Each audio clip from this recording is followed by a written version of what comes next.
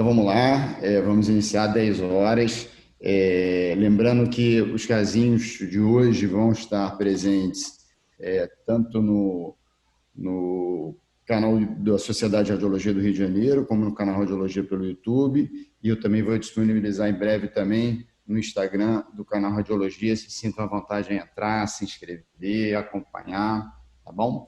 A gente põe lá de uma forma mais dedicada, editada, do que a apresentação que a gente está fazendo aqui. Então, vamos lá. Vou começar primeiro com um caso de dilatação das vias biliares, uma paciente feminina de 50 anos. E realmente não tem história, porque, na verdade, isso aí foi um gato, né? Um paciente pediu para fazer exame lá no fundão, a gente abriu um registro para ele, fez, então, pediu para o meu residente, qual a história dele? Não tem, Antônio. Então, vamos lá mesmo, sem história mesmo, ver o que a gente pode passar. Feminina, 50 anos, com dilatação das vias biliares. Tá, vou começar, então, foi feita uma ressonância de abdômen, uma colangio-ressonância. Vou começar sempre como a gente começa, né, o estudo, mostrando os T2, né, desse lado aqui, plano coronal, tá? E depois o plano axial do lado direito, né? Então, eu queria que vocês observassem principalmente minha via biliar extrahepática, né? Então, esse é meu hepatocolédoco, correto? Tá? Essa aqui é minha vesícula biliar e minha via biliar intrahepática. Mesmo raciocínio aqui na ponderação T2. Então, estou indo de baixo para cima. Queria que vocês observassem a dilatação de via biliar, tá? Extrahepática e minha via biliar intrahepática. Primeira ideia que eu quero que vocês tenham aqui é a ideia de má formação das vias biliares, tá? Ou seja, independente de processo obstrutivo, não há processo obstrutivo que gere um colédoco que atinja 4,6 centímetros. Eu não gosto do número mágico, não, mas algumas vezes eu já escutei um número mágico de 3 centímetros para calibre de colédoco. Quando você pega um colédoco com 3 centímetros, você tem que ter em mente que tem a grande possibilidade de ser uma má formação congênita nessa via biliar, tá? Então, a primeira ideia que eu quero que vocês tenham é isso. Segundo, uma análise da intimidade desse colédoco, queria que vocês observassem falhas de enchimento, tá? Repare que são falhas de enchimento hipointensas em T2, não abri nem a colangio, tá, gente? E repara que o paciente está deitado, ela está em depósito. Isso é um raciocínio que vocês devem fazer para os diagnósticos iniciais das falhas de enchimento da via biliar, tá?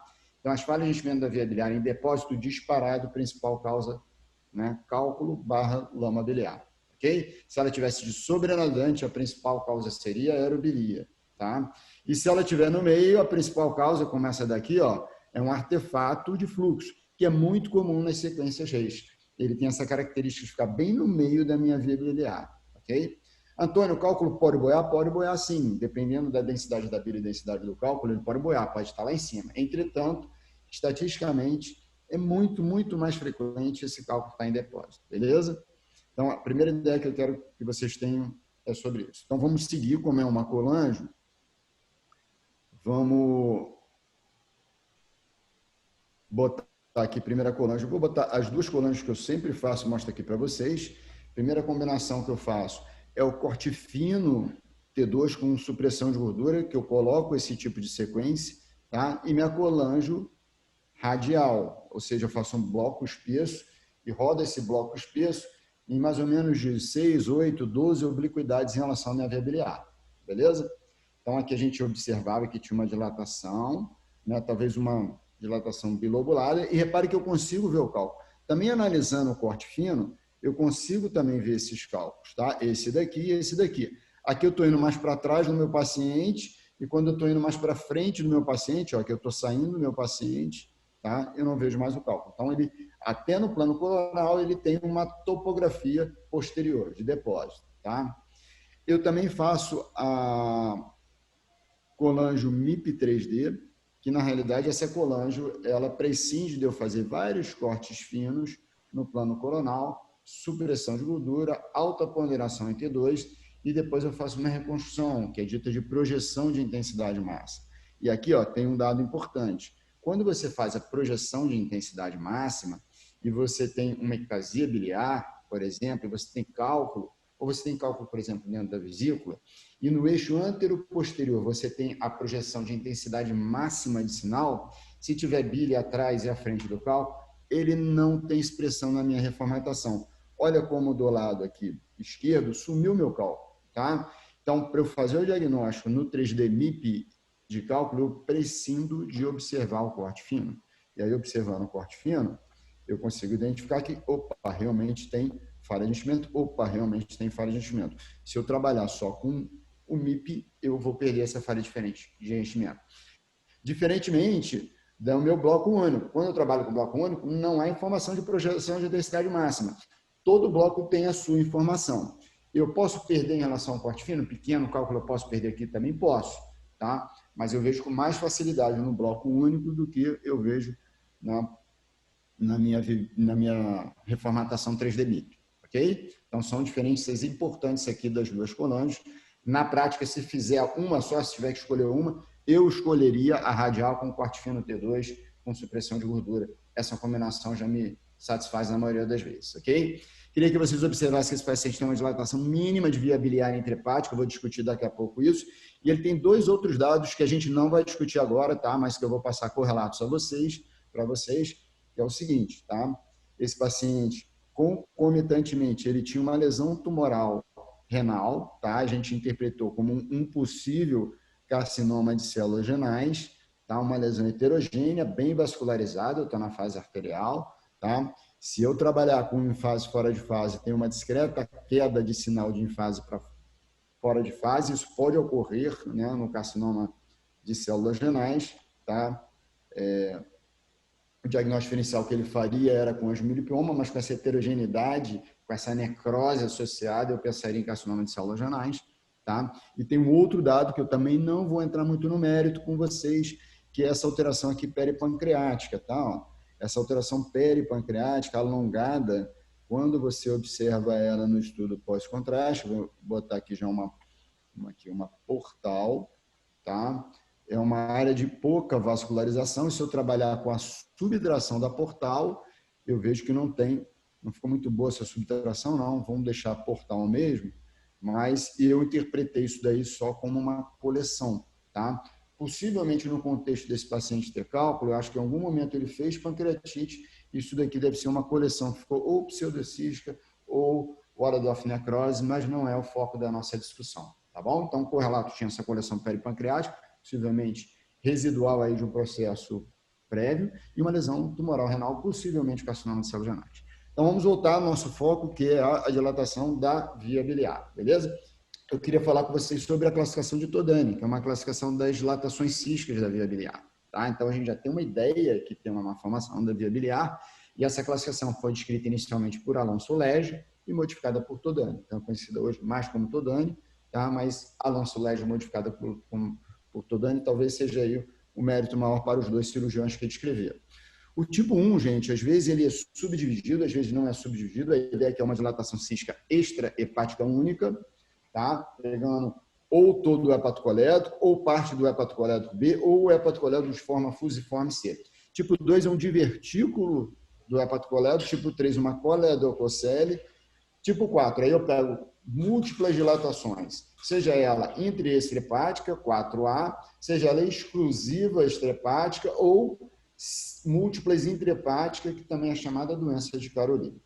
Correlacionando a nossa imagem, vamos tentar classificar perante Todani a nossa lesão. Então, a primeira coisa que eu queria mostrar para vocês é que essa lesão não tem essa via biliar, não tem dilatação cística da via biliar, tá? Isso é um dado importante, porque isso daí, se você caracterizar o termo de conduta que você vai fazer com esse paciente, modifica. O que eu acho, eu estou classificando que isso daqui não é uma dilatação cística da via biliar. É esperado, com essa estase, que você faça algum grau de ectasia da via biliar intrahepática. Mas repare que ela não tem uma característica de malformação.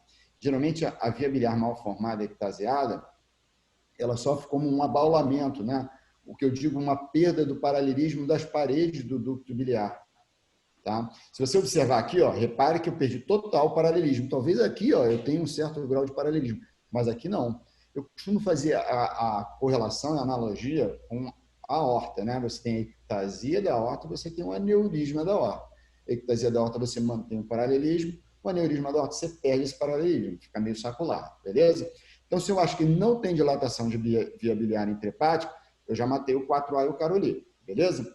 Segundo raciocínio, é que eu não considerei que era uma dilatação única sacular, tá? Já que eu tinha duas dilatações, e também não tem coleta cocélia, ou seja, não é uma dilatação exclusiva da região, né, ductal que desemboca na papila. Então, eu estou matando aqui o 2 e o 3, tá? E aí eu vou ficar entre 1 e 4. E aí, se eu caracterizei, né, que tem uma ou duas dilatações, que vai fazer o meu diferencial. Então, esse é meu questionamento. Eu interpretei para esse caso que eram duas dilatações, então eu matei o tipo 1, minha classificação ficou um 4B para esse paciente. Beleza? Por que isso é importante, gente? Porque o grande problema dos cistos colédocos, o grande problema é o colangiocarcinoma, tá? O cisto colédoco, ele gera estase, precursor do colangiocarcinoma é estase e inflamação crônica, tá? E o outro problema do cisto colédoco é que a estase pode gerar inflamação.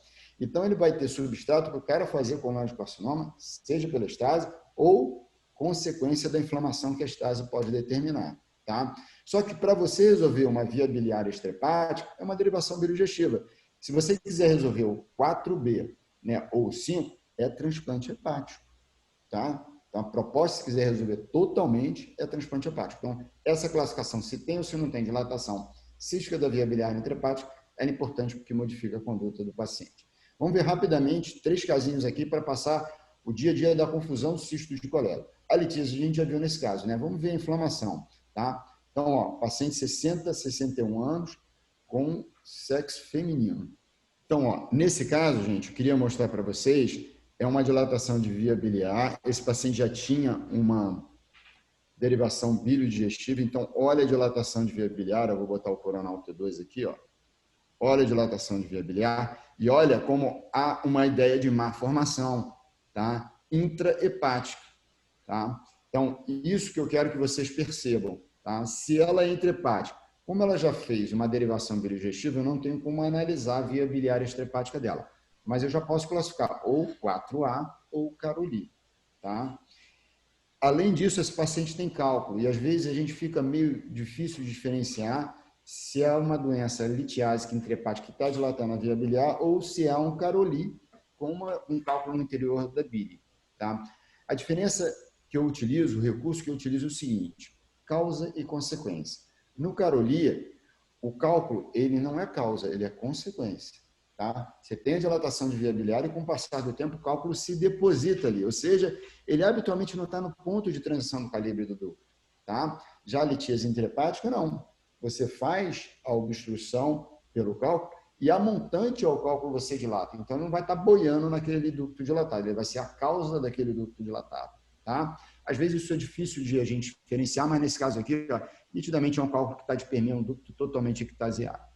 Tá? Então, mas vamos à inflamação, que é a importância desse caso, vou já botar aqui no pós-contraste, que esses pacientes, comumente, eles podem fazer colangite, tá? E o critério da colangite é um diagnóstico clínico, tá, gente? Não é um diagnóstico de imagem, não, tá? O que a gente pode auxiliar é impregnação e espessamento da parede dos ductos. Então, eu queria que vocês observassem aqui, ó, esse ducto nitidamente ele tem parede espessa e está impregnando pelo meio de contraste venoso. Ó. Segue o ducto, segue ao redor dele um espessamento com impregnação. Um outro dado também, não ia nem falar não, mas já vou falar aqui. Um outro dado também, repare que o Caroli, na maioria das vezes, ele não é simétrico. Ele tem umas áreas de maior e de menor dilatação. E repare, o que sofre é a área de maior dilatação. Repara aqui, ó, aqui nessa região aqui, ó, não tem dilatação, está vicariando. Tá? Então, essa área aqui, cronicamente com estase, ele faz como se fosse uma cirrose biliar secundária. Ele faz o sofrimento perante uma colestase crônica. Beleza? Então, primeira complicação a gente já viu. Segunda complicação, tumor. Ó, uma paciente feminina de 40, 42 anos, se eu não me engano, esse paciente também era do fundão, que eu peguei. Não, esse paciente era aqui da clínica, não era do fundão, não.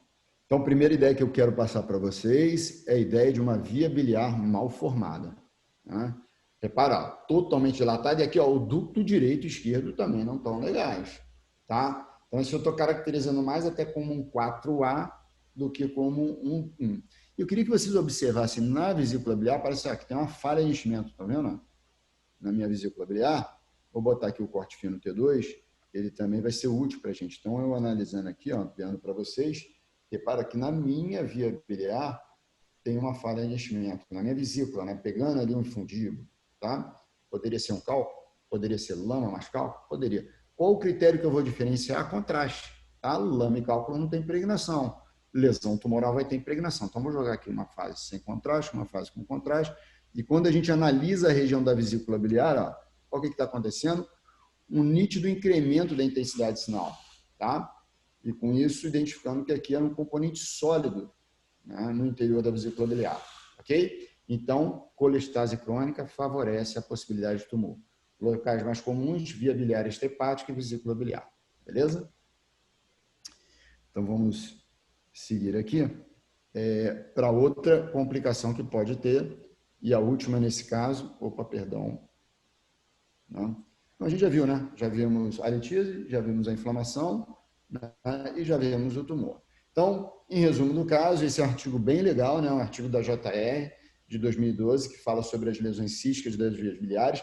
Primeira distribuição, né? Percentual do que ocorre, o mais comum é o tipo 1, seguido do tipo 4, tá? Depois vem o Caroli e depois vem mais ou menos meio a meio, tanto o divertículo de Coledo quanto a coledococele. Muito mais comum, ó, muito mais comum, né? Nos países asiáticos, né, aqui nos países do Oeste, né, menos prevalente, né, 1 para 10 mil, 1 para 50 mil, a prevalência da doença cística. Fisiopatogenia, gente, existe um questionamento sobre a fisiopatogenia das dilatações císticas da via biliar. Na realidade, a gente classifica tudo como se fosse uma doença só, mas não é. A doença biliar intrahepática cística, a etiologia mais comum, ou a causa mais aceita para ocorrer é uma má formação da placa hepatobiliar. Placa hepatobiliar é o broto embrionário hepatobiliar que vai dar origem ao fígado e às vias biliares. Se ele é mal formado, ele dá origem a uma série de doenças, principalmente relacionadas a cistos e fibrose no interior do fígado. Então, lá, fibrose hepática congênita, amartoma biliar, doença policística autossômica dominante, todas elas estão relacionadas a uma formação da placa biliar. E o que é esse canal comum? Canal comum é uma má junção, também congênita, mas é outro processo, tá? Da junção dos ductos pancreático principal e coledo. Normalmente, esses ductos se unem já ali na porção intramural do duodeno, com uma extensão mais ou menos de 4 milímetros. Quando eles se unem precocemente, e aí gera em torno de 1,5 cm, 2 centímetros, né, pode ocorrer de forma, na fase embriológica, uma migração de enzimas pancreáticas que determina uma malformação do coledo. Tá? Esse justificaria a malformação da via biliar extrahepática. Tá? Início dos sinais e sintomas, 10 anos. A maioria dos casos aqui que eu mostrei para vocês são pacientes adultos. Isso pode ser bastante insidioso. Complicações, colangite, pancreatite, colangiocarcinoma, né? A gente viu o câncer de vesícula, a gente viu aquele primeiro paciente que possivelmente teve uma pancreatite e vimos colangite. Tá? Então, o colangiocarcinoma, ele é a principal complicação. Lembrar que estase e inflamação crônica são os grandes precursores do colangiocarcinoma e é bem o perfil dessa doença. Prevalência maior no ducto extrahepático, seguido da vesícula biliar, seguido do ducto intrahepático. Beleza? Segundo casinho para a gente discutir é uma paciente de 54 anos, feminina, com dor pélvica, evolução de 72 horas, mal-estar, uma febre não aferida, exame clínico com irritação peritoneal, descompressão dolorosa na pelve, uma leucocitose, um desvio moderado, e ela estava hipotensa. Inclusive, ela terminou de fazer o exame de ressonância e ficou razoavelmente hipotensa, beleza? Então, vamos ao caso. Então, essa paciente de 54 anos, na verdade, ela fez 2 exames. Ela fez uma ATC, que eu vou mostrar para vocês, e depois ela fez uma RN. Tá? Então, na ATC, a gente optaram por fazer um estudo pré e um estudo pós-contraste. Talvez aqui para adiantar, vamos ver já direto o estudo pós-contraste, que é esse aqui, ó. Então, lá de cima, né? Umas áreas de atelectasias bibasais, fígado ok, baço ok, pâncreas ok, não tinha dilatação de via biliar, vesícula ok, a dor dela era pélvica, né? Então abdômen superior sem nada muito relevante, talvez uma distensão líquida de cólons, não tinha queixa de diarreia. E aqui embaixo a gente notava que tinha um líquido, tá? Um líquido em fundo saco posterior. talvez um pouquinho líquido aqui, ó. Repara, gente, isso aí é sutil, tá? Mas é importante para o caso. Repara que talvez a densidade do líquido ela está mais elevada do que a densidade da alça intestinal, por exemplo, tá? Então, isso daí suscita algumas possibilidades, principalmente conteúdo proteico elevado e sangramento. No contexto de paciente que tem dor pélvica, tá? A gente tem que levantar essas duas possibilidades. Vou direto nos anexos, ó, tomograficamente os anexos ok, não tem nada expansivo, não tem nada lesão cística que sangrou, não tem, né, hidrossalpinge, a princípio, ok. Talvez por essa indefinição diagnóstica, optaram por fazer a ressonância. Eu vou ver se aqui tem mais alguma coisa. Então, a nossa tomografia, basicamente a gente botou isso, ó, líquido livre na pelve, realce peritoneal pelo meio de contraste, nada muito expressivo. Então, ela foi e fez a ressonância. Então, vamos na ressonância dela. Tá aqui, ó, ressonância dela. Focar na pelve com vocês. Então, trata-se de uma paciente feminina, 54 anos, com dor pélvica. E eu queria explorar algumas coisas aqui. Então, vou botar o sagital T12, uma análise T2 primeiro. Eu adoro o T2 para começar o estudo, tá? Muito anatômico. Queria que vocês observassem esse comportamento de líquido na pelve dela, um nível líquido-líquido. Alguns colegas também colocam isso como um nível hematócrito, especialmente se tem sinal elevado em T1. Então, a área de depósito, um T1 e T2 mais importado. O que eu quero dizer isso? Um sinal mais elevado do que o habitual do líquido na ponderação T1 e um sinal mais baixo do que o usual do líquido na ponderação T2, eu estou encurtando o T1 e T2 desse meu líquido. Repare que ele está em depósito, tá? No fundo do saco posterior e aqui um pouquinho mais na frente, né? No fundo do saco mais anterior. O perfil, né? O sagital permite bem a gente ver isso. Eu vou deixar esse T2 aqui, ó, e eu vou colocar para vocês já o T1 FAT7, tá? Aqui, ó. E repara que no T1 FAT7, quando a gente avalia, parece que realmente é um efeito meio que hematócrito, né? Tem uma área de sinal encurtado, próximo até do músculo, tá? Não estava tão elevado assim, ok? Mas estava um pouquinho elevado. Quando a gente fez o contraste, tá? A gente observou isso daqui, ó, um espessamento desse meu peritônio, mas, de novo, gente, não tinha aumento anexial expressivo, não tinha hidrossalpinge, não tinha sangramento também, ó, nos anexos, tá? E a gente ficou meio naquela, pô, será que é inflamatório, será que é vascular, tá? Ficamos nessa dúvida. Eu vou voltar depois nessas imagens, mas vamos explorar um pouquinho a nossa evolução. Então, o que aconteceu? A gente botou lá moderada quantidade de líquido livre na pelve com restrição de difusão. Ah, vamos mostrar, desculpa, gente, vamos mostrar a difusão, que ela é importante aqui, ó. Tá? Ela é importante, entretanto, tá? Difusão restrita pode estar ainda no contexto de tanto sangue quanto pus, tá? Então, quando você observa aqui, ó, o maior valor de B da minha difusão, olha como ele tem sinal elevado e olha como cai no mapa, tá? Lá na frente também, ó. Aqui o sinal elevado, estou num B talvez aqui 800 ou 1000, um ADC baixo, valor de ADC baixo, tá? Então, tinha restrição de difusão, mas a gente ficou ainda meio indeciso quanto à possibilidade de etiologia, se pus ou se hemático. Então, a gente botou assim, moderada quantidade de líquido na prévia, restrição de difusão, sugerindo conteúdo purulento ou hemático, associado ao espessamento real das trompas, folhetos peritoneais regionais, há também sinéquia e endométrio com intenso realce pelo contraste no miométrio adjacente, sugerindo endometrite. Isso que eu quero voltar com vocês. Por que eu vou voltar com vocês? Porque eu não vi isso, tá? Eu vi isso quando depois eu conversei com o cirurgião. Eu voltei para mostrar isso, tá? Então, considerar a possibilidade de doença inflamatória pélvica correlacional. Então, o que eu quero voltar, gente, aqui, ó, e que eu acho que, na verdade, eu vacilei inicialmente, quando você analisa o estudo pós-contraste, vamos observar como é o comportamento desse endométrio. Eu vou botar 3 sequências aqui que eu achei super importantes para minha análise. Eu vou botar o pós-contraste e vou botar no T2 sagital, tá? Quando eu vi no T2 sagital, olha aqui, ó, se você analisar bem, olha como está esse endométrio. Ah, isso pode ser uma adenomiose, não sei o quê, mas olha aqui, ó, parece que tem uma faixa no meio do endométrio aqui, ó. Isso parece até uma sinéquia, tá? Então, o histórico dessa paciente, será que ela usou DIU? Será que ela já teve histórica de doença inflamatória pélvica? Tudo isso tinha que ser explorado na anamnese, tá? E quando a gente observa o estudo pós-contraste, olha o comportamento desse miométrio, dessa zona juncional ao redor do endométrio. Olha como ela tem uma impregnação desproporcional, tá? Tanto no plano sagital quanto no plano axial, tá? Então, ó, uma nítida impregnação mais intensa da parte próxima ao endométrio, tá? Então, isso nos favoreceu colocar esse tipo de possibilidade. Então, ó, eu conversando com o cirurgião, bom dia, tudo bem? Então, estou aqui vendo a RM da fulana, você operou, né? Tinha pus ou sangue na cavidade? Na imagem, às vezes, a apresentação é muito similar.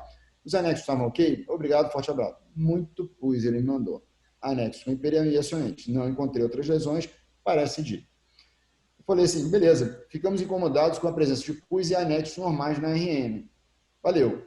Eu também, mas olhei, vi e não vi outras causas. Ok. Aí ele, além disso, me mostrou a foto da cavidade, gente. É pus mesmo, amarelaço de pus. É a cavidade da paciente. Tá?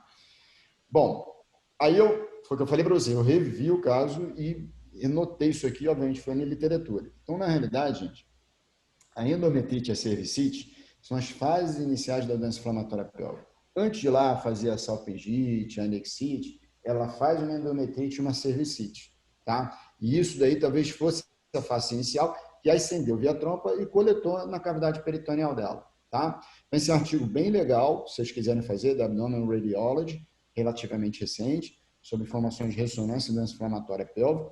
Lembrar que a endometrite e cervicite é a fase inicial da DIP, que hipersinal em T2, então, é uma sequência que normalmente eu não faço, tá? Então, T2 com FAT7 você pode agregar ao seu protocolo e também observar esse intenso realce periendometrial. Olha a foto do artigo, gente. Olha a nossa foto aqui, ó. Tá vendo?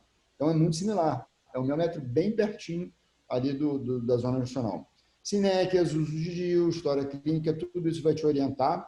Tá? Os dois têm que fazer diagnóstico diferencial. O sangue, obviamente, procure sinal mais elevado na ponderação T1, tá? Lembrar que o sangue, é mais fácil o sangue encurtar o T1 e o T2, ele encurta mais o T1 e o T2 do que o pus. Tá? Terceiro casinho, dor face celíaca direita. Esse foi um caso que eu tanto botei no meu Insta, quanto botei no Workplace. E agora eu vou passar a resposta para vocês. O que era, gente?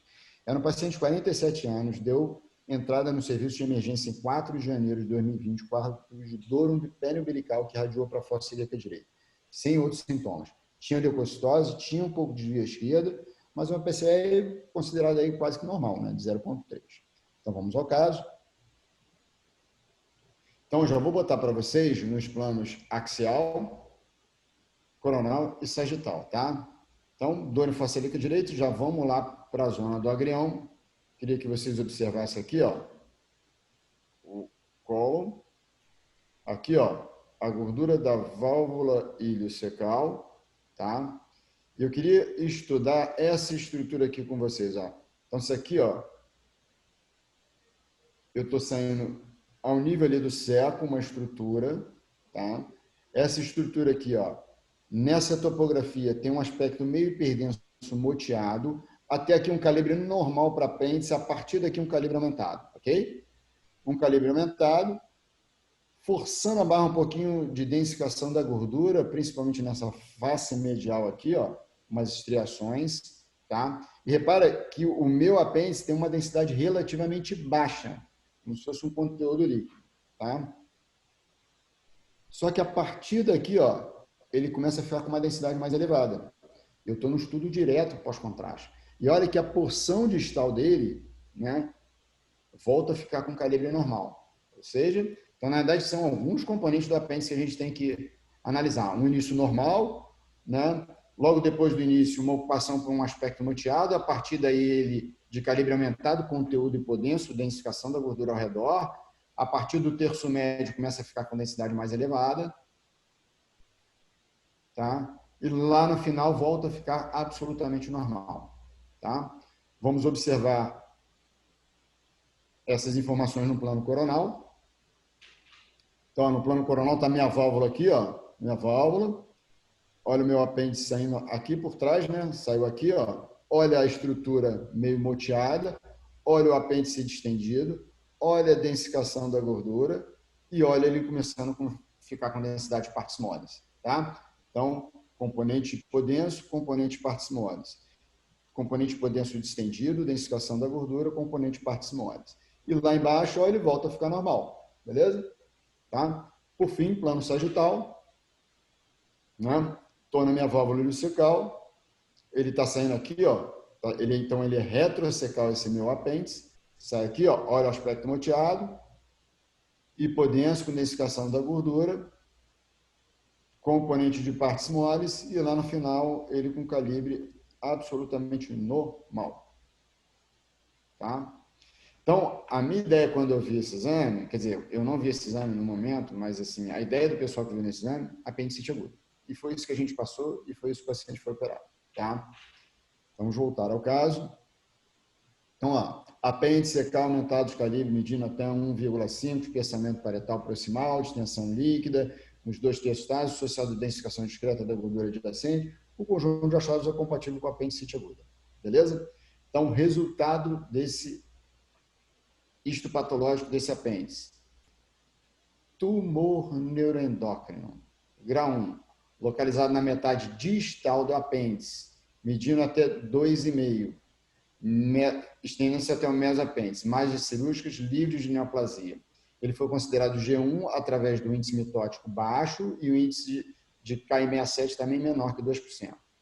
E aí eu levantei algumas possibilidades diagnósticas lá. Talvez a que mais se adequa a esse diagnóstico final são quais desses dois, sendo a apendicite aguda, que independente do tumor carcinóide neuroendócrino desse paciente, ele tinha sinais de apendicite aguda, foi informação da patologia, mesmo que o processo obstrutivo ele estava mais próximo ao cerco, ele distendia depois do processo obstrutivo, que era um apendicolite. Tá? E, independente disso, o paciente tinha um tumor neuroendócrino, então eram duas lesões. Então, ó, dois artigos aqui interessantes para vocês sobre tumor neuroendócrino no apêndice. Esse daqui é um relato de caso com uma revisão, esse daqui inclusive com a casuística própria desse pessoal aqui. Né? Então, a prevalência de você encontrar é baixa, menos de 1% das apendicites você encontra tumor neuroendócrino. Você ter sintomatologia associada é mais raro ainda, ou seja, você tem uma síndrome carcinoide relacionada ao tumor carcinoide no apêndice, é extremamente raro, é 1% de 1%. Localização mais comum no ápice, que era mais ou menos o nosso paciente, né? A gente interpretou como terço distal, menos frequente no corpo e menos frequente ainda na base. Habitualmente é uma lesão pequena. Você está autorizado a manter só a apendicectomia se for lesão menor que 1 centímetro, e recomenda-se, no tumor de maior que 1 centímetro, você fazer uma hemicolectomia direita até 3 meses após a apendicectomia. Alguns outros dados desse último trabalho aqui, ó, uma discreta predileção pelo sexo masculino, são lesões pequenas no momento do diagnóstico. De novo, ó, na porção distal, no topo lá de baixo do apêndice, a localização mais frequente. Não é um tumor habitualmente invasivo que dê doença metastática, geralmente você faz o diagnóstico numa fase precoce, e o mais comum é o grau 1. Tá? O tipo de cirurgia vai depender do tamanho desse apêndice. Beleza? 1 mês depois ele foi submetido a uma hemicolectomia e tudo legal, gente, ó. Ilho legal, seco legal, colo legal, tirou 45 linfonodos, todos eles reativos, sem nenhuma malignidade, aumenta o nível de malignidade. Beleza? Saideira dos casinhos, dor, hipocôndrio e flanco direitos. Paciente homem de 57 anos. Então, paciente hipertenso, diabético, relato de dor e hipocôndrio, flanco direito. Na intensidade da dor, 7 de 10, iniciada 2 dias, então 48 horas. E ele procurou emergência, uma leucocitose discreta, sem desvio esquerdo, PCR minimamente alterado. Vamos ao caso. E eu queria que vocês observassem, vamos lá, então vamos botar o plano axial e o plano coronal. Vou subir aqui esse plano axial.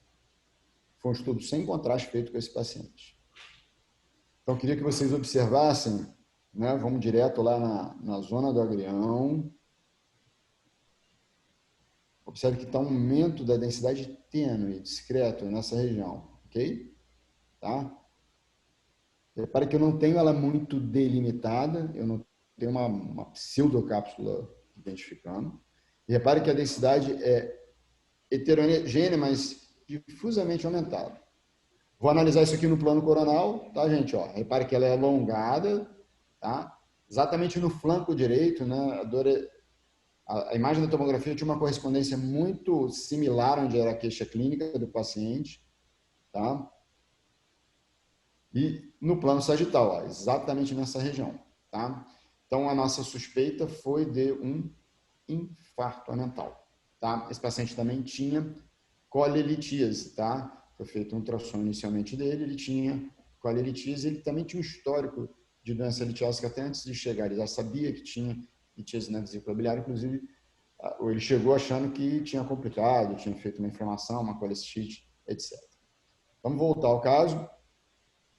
Então, esse é o achado do que tinha, né? Um infarto mental. Eu queria que vocês observassem aqui, eu não sei se dá dando para ver, ó, parece que tem um twist aqui, ó, um twist aqui, e repare que o dado da literatura é muito similar a esse twist aqui, tá? Então, esse era aquele aspecto que a gente tinha alongado de infarto mental, tá? Bem correlato ao que a gente viu na tomografia computadorizada. Então, trago 2 artigos, né? Esse é do Mass General, esse aqui é da Clínica Mayo. Então, são 2 revisões sobre o tema, tá? Entendo que ela é mais comum em adulto. No quadrante superior direito, a gente vai tentar justificar isso daqui. Geralmente, eles chegam com esse laboratório, né? É muita dor, irritação peritoneal, entretanto, o laboratório bem inocente. Leucocitose vagabunda, não tem desvio à esquerda, PCR muito próximo da normalidade, tá? Isso é meio controverso na literatura, você classificar um infarto mental como primário ou como secundário. A lesão primária, acredita-se que há meio que uma má formação aí do seu aumento e que vai determinar uma facilidade de ter essa torção que eu mostrei para vocês. Na secundária, algum processo, uma aderência da cavidade, tá? Um cisto, uma massa, que vai ser um mecanismo que vai torcer esse aumento. Beleza? Então, ó, eu peguei um relato da literatura, que é uma malformação, uma falha aqui do aumento. Eles dizem que é projeção em língua, enfim, não consigo identificar uma língua, mas essas alterações, bifidez, né, essa configuração em língua, estatisticamente, todas elas são mais frequentes do lado direito. Por isso que o infarto mental é mais frequente do lado direito que do lado esquerdo. Beleza? Então, alguns fatores predisponentes: obesidade, tosse, movimento brusco, trauma local. Diagnóstico: tomografia computadorizada. Não há necessidade de você fazer contraste para esses pacientes. Você pode ter espessamento e desiccação da gordura mental, né? Sendo que, obviamente, vai ser mais prevalente no lado direito que no lado esquerdo. Alguns autores colocam o chamado real sign, que é o sinal do redemoinho, que é difícil de ver, tá? Mas junto com aquele espiralado que eu mostrei para vocês, tem estruturas vasculares. Então, você pode ver aquele espiralado das estruturas vasculares, beleza? E complicações que podem ter infecção, tá? E obstrução intestinal, ou seja, aquele aumento ele é um fator de gerar aderência intracavitária que vai futuramente gerar uma obstrução intestinal no paciente. Ok, gente? Então, era isso que eu tinha para apresentar para vocês. São 4 casinhos que sim, deu para a gente explorar bem eles. Volto a dizer que eles vão estar disponíveis no canal Radiologia e no canal da Sociedade de Radiologia no YouTube e futuramente também no Insta do canal Radiologia. Tá? E a semana que vem, um abraço a todos.